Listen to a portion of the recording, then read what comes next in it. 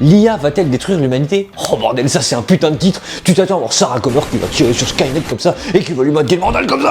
Je te rassure, ça va être un peu plus fun que ça. Enfin, comment savoir si ça va être encore plus fun que ça? On va faire un truc, si tu trouves ça fun, tu t'abonnes et dans les commentaires tu marques « J'ai du fun » et pas du fun radio. Hein. Non, ça tu le mets pas en commentaire, ils sont pas obligés de mettre ça. Et là tu te dis mais pourquoi parler de l'IA etc. alors que là en ce moment on est plus dans le lifestyle, dans la muscu, un peu dans le fitness, dans l'équilibrage des calories, nanana, dans la diète. Et bah tu vas voir que dans les points qu'on va aborder, ça rentre un peu dans ce lifestyle et dans le fait de potentiellement la déchéance physique vis-à-vis de l'humanité et vis-à-vis de l'IA. Et là tu vas me dire oh là là mais il commence à partir dans un délire, il est vrai. Messieurs, dames, non, pas présidentiel s'il te plaît. Et attention, je veux pas t'en faire une présentation scientifique de l'IA frérot, moi je ne suis personne, j'ai pas de master dans l'ingénierie mon pote, tu vois bien cette gueule, je ne suis pas un scientifique. Non mais il est bien évident que le vecteur de pi multiplié par 3 fait apparaître les neutrons à 6 fois 3 Mach 3 de la vitesse de la lumière. C'était difficile à dire ça. Non, non, non, rien de tout ça mon pote, je te rassure. En fait tout simplement j'ai eu ce débat là avec des gens la semaine dernière ou il y a 2 semaines et je me suis dit pourquoi pas en faire une vidéo et surtout pourquoi pas en parler avec vous, en débattre. Donc en commentaire n'hésitez pas pour le coup. N'oubliez pas, j'ai du fun. Enfin en parler avec vous, même si vous mettez des commentaires, je vous entends pas. Je n'entends pas votre voix suave et taciturne. Faut arrêter de placer des mots qu'on comprend pas pour essayer de faire un peu plus scientifique. Bien évidemment, tu sais que l'IA est en train de se répandre un peu partout, dans la création de contenu, avec Sora, avec ChatGPT, etc., etc. Et je vais pas faire l'hypocrite en disant que je ne l'utilise pas. Alors personnellement, j'ai jamais utilisé ChatGPT, mais j'utilise par exemple Night Café. Non, non, je te rassure, rien à voir avec un expresso nocturne. En fait, c'est un générateur d'images avec un prompt. Un prompt, en gros, c'est un scénario. Qu'est-ce que tu veux dans l'image? Et en 2 temps 3 mouvements, l'IA, elle te sort une image magnifique.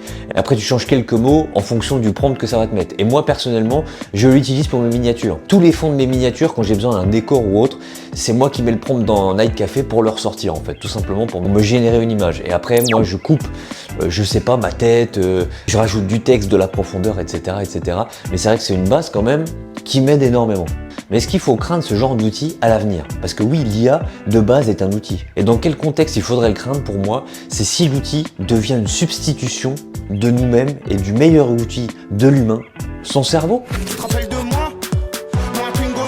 Et encore, dans cette vidéo, je ne vais pas aborder la dangerosité des fakes. On a l'exemple de Timo Inchep en ce moment qui se fait allumer avec Sora. Promis, je vous montre ma nouvelle salle, regardez, c'est juste derrière moi, vas-y. Vous êtes prêts? On va la découvrir. Allez, on entre. Même s'il y a de l'humour, mais bon, on utilise quand même sa tête. Après, c'est lui qui a laissé prendre sa tête sur le logiciel, donc ok, mais malheureusement, il y a des personnes qui se font récupérer leur tête et ils n'ont pas demandé ça, tu vois. Donc c'est un peu compliqué. Mais c'est sûr que ça devient de plus en plus réaliste. Quand tu vois les mèmes de Thibaut Inchep justement, qui est en train de s'enfiler 4 kg de poulet chez KFC, tu te dis mais what? Mais c'est super bien fait. Ou alors même moi, alors que d'habitude, normalement tu sais, c'est tes parents, ils sont là, ils disent oh regarde, super cette petite décoration de chambre, c'est en mode Harry Potter. Maman, c'est une IA, d'accord? À un moment donné, je vais pas t'apprendre l'IA. Et ben je suis tombé dedans mon pote. Je suis tombé dedans, j'ai vu une photo de Robert Downey Jr. en Victor Van Doom, j'ai envoyé ça à des potes, ils m'ont dit frère c'est de l'IA. Ça y est, je rentre dans la catégorie boomer, mais c'était tellement bien fait frère. Et c'était quand même noté dans la description, donc à un moment donné, quand je te dis que je suis un peu con, il y a de la réalité dans cette phrase. Moi surtout, ce dont je vais parler, c'est ce qui va pouvoir y avoir comme répercussion physiquement parlant et mentalement parlant dans l'humanité vis-à-vis de l'IA. Tout d'abord, commençons par le mental. Avec un goût pareil, pas étonnant que les mentales Entremont soient le chouchou des Français. Donc comme je l'ai dit tout à l'heure, pour moi l'IA c'est un outil. Au même titre que Google quand c'est sorti dans les années 2000, c'est quelque chose qui va nous aider à obtenir une information. Et clairement on peut pas être réfractaire à ce genre d'évolution. Nos parents ou nos grands-parents étaient réfractaires quand Google est arrivé, ils nous disaient nous on va à la bibliothèque pour aller chercher les informations, c'était moins assisté que maintenant, tu vois bien nos parents maintenant ils utilisent plus Google que nous, et bah au même titre l'IA on peut pas être réfractaire à ça et on est obligé de suivre le mouvement. Pourquoi? Parce que ça va tellement vite les évolutions maintenant que si tu suis pas le mouvement, tu vas être paumé mon pote. T'as qu'à prendre l'exemple de ton grand-père en lui disant regarde papy, je prends mon téléphone, je peux demander à un logiciel de me trouver 4 noms d'entreprise, me donner un business plan et il va te sortir ça en 4 secondes chrono. 14 minutes 30. À un moment donné, si t'as pas suivi cette évolution technologique, tu vas être complètement perdu. Je vais te dire mais comment ça mon pote? Moi le téléphone c'était en cabine téléphonique avec une carte. Au XXe siècle, ils utilisaient des poignées de feuilles de papier pour ce que vous savez. Et cet outil-là, il est encore plus disproportionné que Google ou que Internet en termes général, parce que en plus de te donner l'information, il va pouvoir t'expliquer encore plus l'information dans le détail et hyper rapidement. Tu vois, Google, des fois, tu devais chercher quand même dans certaines pages les informations et tout. Là, mec, il te donne tout de A à Z, tout ce dont tu as besoin. même s'il faut faire attention, que certes, il y a une base de données énorme, et à chaque fois qu'on lui donne une information, il la garde pour la ressortir à un moment donné. Partir du principe que ChatGPT a raison, ça devient compliqué en fait. Et le truc qui m'effraie le plus, c'est pas que l'IA est une source d'information quasiment inépuisable, ou que tu puisses récupérer l'information assez rapidement. C'est un outil, mec, Google c'était déjà ça, on va pas y revenir. Moi, ce qui me fait peur, c'est qu'on va se substituer dans nos décisions à l'IA. Je m'explique. J'ai déjà entendu des gens me dire, ok, j'avais une situation à régler, un conflit à régler avec quelqu'un, un collègue, un ami ou autre, et je vais demander à ChatGPT comment lui il ferait pour résoudre le problème. Et là, on a un problème, mon pote! Parce que quelle est la limite que tu vas placer dans la résolution d'une situation et dans la prise de décision que tu vas donner à l'IA? C'est-à-dire que tu vas lui donner la possibilité de réfléchir à ta place. Quand tu as une situation dans ta vie, tu vas dire à ChatGPT, ok, il se passe ça dans ma vie, comment toi tu réagirais? Et toi, ta prise de décision, elle est où? Elle est où? Il est où le bonheur? Il est où? Elle est où la limite en fait de ce qu'on va placer dans l'utilisation de l'IA réelle? Parce que j'ai l'impression que l'humanité, alors attention ça va faire le moralisateur, je suis personne mais quand même, l'humanité pour fixer des règles dans quelque chose et pour fixer la limite dans laquelle il faut pas aller vraiment au-delà, eh ben elle défonce ses limites. En gros elle va y aller, elle va y aller, elle va y aller, et boum, c'est terminé.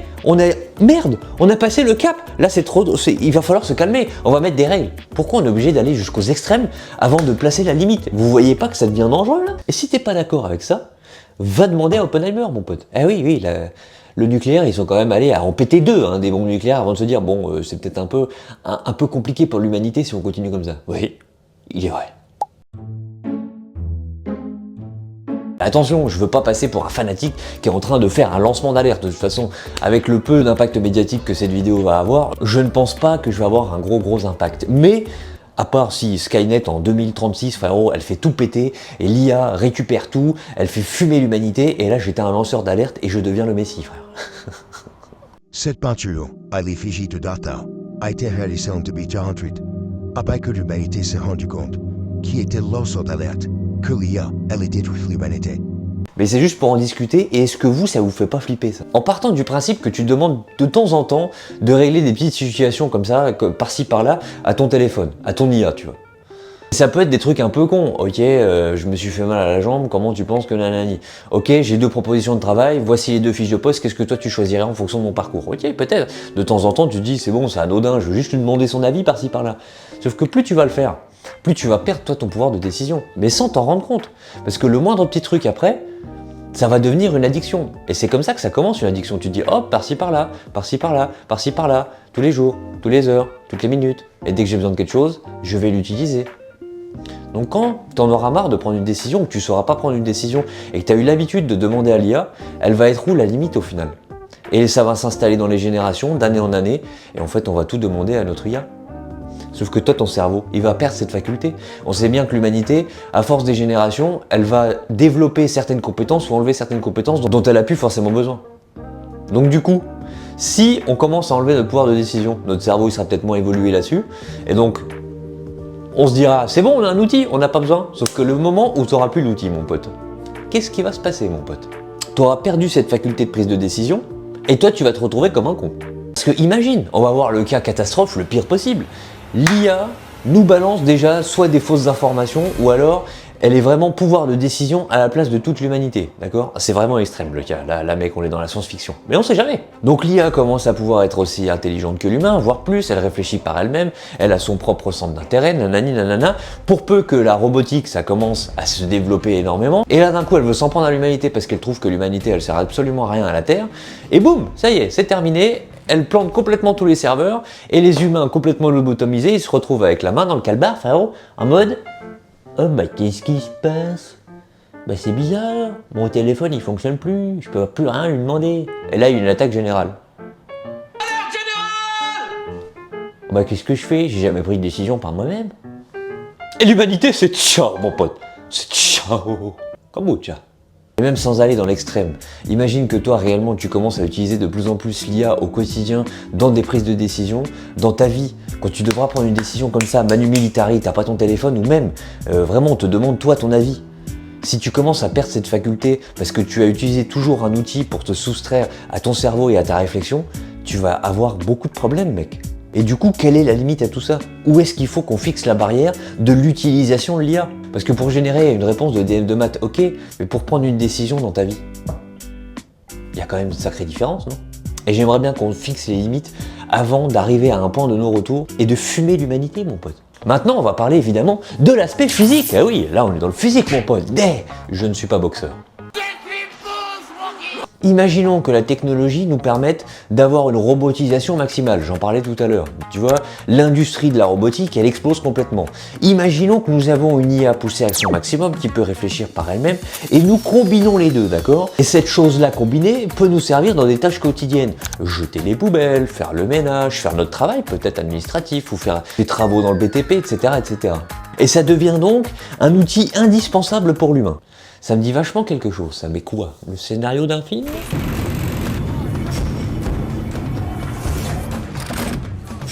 Ou alors que tous ces robots pourraient travailler à notre place, pendant que nous pourrions nous évader dans un monde virtuel grâce à un casque comme ça qui aurait été développé, et toi tu peux choisir ton personnage, etc.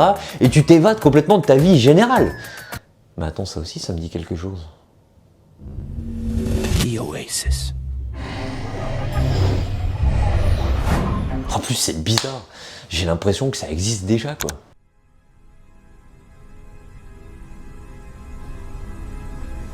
Ah oui, c'est là que tu viens de faire le parallèle aussi. Ouais, ouais, quand on y réfléchit, on fait vite le parallèle. Tous ces films là de science-fiction, tous, où on se disait, mais attends, c'est pas possible ça, c'est juste une parodie de l'humanité, ça va jamais arriver, on sera jamais aussi con. Si. Oh si, mon pote, encore plus que ce que tu ne le penses. Et oui, tous les films de science-fiction, on est en train de se diriger tel un TGV grande vitesse, mon pote, et collé à tous les scénarios de science-fiction, tous. Tous. Ah ouais, je parlais de iRobot, je parlais de Ready Player One, ce genre de choses, tu vois. Ben oui, on est en train de s'y diriger, mon pote. Et c'est à ce moment-là qu'on se demande, mais où est-ce qu'on va alors? Où est-ce qu'on va si réellement on se dirige vers ces films de science-fiction? Est-ce qu'on va réellement avoir une perte d'autonomie générale de l'humanité qui va tout déléguer à des robots pendant qu'elle pourra se dorer la pilule et s'évader de sa vie de merde parce qu'elle n'arrive pas à avancer? Donc on va avoir une perte d'autonomie évidemment mentale, mais surtout physique, mon pote. On va plus rien foutre à part bouffer des chips. Déléguons tout à la technologie et nous ne branlons plus rien du tout. Même plus notre bite, mais même plus ça, frère, ça sera un robot qui dira « Bonjour monsieur, quel rythme vous voulez, vitesse 1 ou vitesse 5 ?» Oh, ça peut être pas mal, tu me diras. Mais si on part là-dedans, si on enlève tout échange de l'humanité, en tout cas tout échange réel, tout échange physique, si on enlève tout pouvoir de créativité, vu que la créativité, frère, ça va être toute l'IA, etc., qui va le créer, bon, en fait, on va perdre notre humanité, on va perdre le pouvoir de l'humanité, c'est-à-dire interagir, créer, avancer, évoluer, mais évoluer nous-mêmes, pas évoluer technologiquement parlant. Oui, il y a des outils, mais nous sommes un outil aussi, nous sommes quelque chose, un moteur, un robot, nous avons des muscles, nous pouvons saisir, nous pouvons réfléchir. Serons-nous encore l'humanité à ce moment-là, ou juste l'esclave d'un échappatoire virtuel généré par l'IA? Là, je sais, attention, ça y est. Là, je vous ai perdu, vous dites, mais il est complètement cinglé, frère. C'est un complotiste, le mec. Il est fou, il est zinzolino, zinzobar. C'est vrai, je suis un peu con. Mais en fait, je veux juste expliquer que pour moi, si on continue à avancer vers la facilité, sur la substitution à nous-mêmes, sur trouver des outils pour que nous ne fassions plus rien, un jour on pourrait se perdre, on se substituera à nous-mêmes, et selon moi, ce jour il est pas si loin quand on voit comment ça évolue en fait. Et je veux pas paraître juste pour un vieux con. Parce que j'ai peur pour l'humain que nous sommes. Nous sommes des êtres incroyables. Nous pouvons nous dépasser nous-mêmes, physiquement, mentalement. On réfléchit, on trouve des nouveaux moyens, on bâtit des choses. Et évidemment, on doit évoluer, et même la technologie. Mais à quel point? À quelle limite? À quelle limite l'humain doit se soustraire à cette technologie, en fait? Allons-nous devenir le type de personnalité dans Wall-E dans la fin du film, sur un espèce de fauteuil roulant à bouffer des chips et à être énorme et à... Des chips, s'il vous plaît. Je suis pas sûr que c'était comme ça dans Wall-E, mais tu vois l'image. Et vous, dites-moi ce que vous en pensez. Est-ce que vous trouvez que je deviens complètement cinglé, que j'exagère à mort et que mes inquiétudes sont totalement infondées? Ou alors est-ce que vous pensez que je vais devenir Sean Connor, mon pote, à tirer sur les T800 quand ils vont arriver? Touche pas à ma mère, le T800. Évidemment, cette vidéo a pour but de vous faire réfléchir, de réfléchir tous ensemble et d'essayer de faire un peu un bilan sur ce qui se passe en ce moment. Et j'ai à mort extrapolé, mais je pense pas qu'on en est non plus à ce stade. Mais c'est juste que quand je vois comment réellement ça tourne, toutes les évolutions technologiques, les mentalités aussi, comment elles évoluent, je me dis qu'on peut réellement devenir une civilisation de super faibles et qui cherche juste la facilité dans certaines choses. Oui, évidemment, nous faciliter la vie, c'est bien, mais pas nous substituer à ce genre de choses. Et vraiment, j'ai pas envie de faire partie de cette génération qui a enflammé la mèche de la déchéance de l'humanité. J'ai pas envie de faire partie de ça. Mais ça va bien au-delà de l'IA, c'est un débat beaucoup plus profond que ça, et on va s'arrêter là, parce que sinon, vous allez vraiment me prendre pour un cinglé.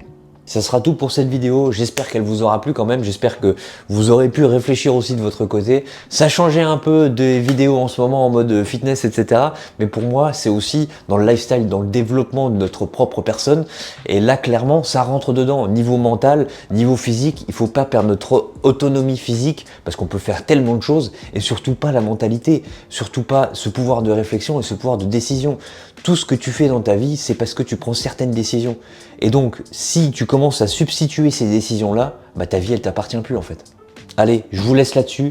Je vous souhaite une excellente journée, une excellente soirée, peu importe quand vous regardez cette vidéo. C'était votre noble serviteur D'Artagnanto. Les amis, à la prochaine. Papa. Monsieur, j'ai fini de tourner votre vidéo. Déconnexion du serveur.